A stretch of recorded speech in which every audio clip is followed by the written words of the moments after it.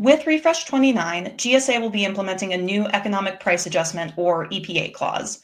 This new clause is there to replace the previous two EPA clauses that have been in use for decades for GSA. Global Services is going to break down what those changes mean for GSA contractors a little bit on this blog. So the shift to a new EPA clause comes in response to some recent years of market volatility. Under the old legacy clauses, contractors faced really strict restrictions and regulations over how often and by how much they could adjust their prices. And these rules, while they were intended to prevent abuse, often left contractors sort of struggling to keep up with the rapid changes in market conditions, especially during the COVID-19 pandemic and the inflation that followed. So this new clause, GSAR 522-238-120, addresses the challenges by consolidating the two older clauses into one sort of streamlined framework.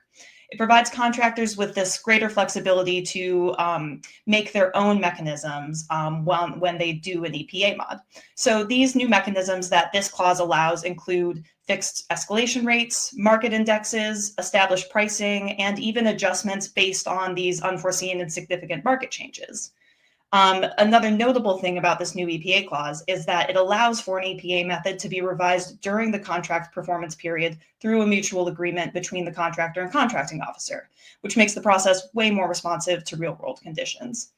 So this is making the EPA clause a significantly more flexible clause than the legacy clauses, and that's a huge benefit to contractors. But another important note about this is for existing contractors where you already have an awarded EPA mechanism, your existing awarded EPA mechanism is going to remain in place until a triggering event occurs. A triggering event would be something like doing an EPA modification or extending your contract. And at that point, the new clause will go into effect.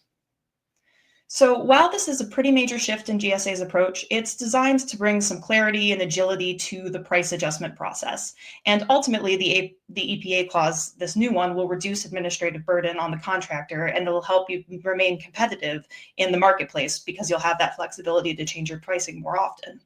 So if you have any questions about how to navigate this new EPA clause, Global Services is here to help, and you should check out our blog post on the subject as well because it might bring you some more information.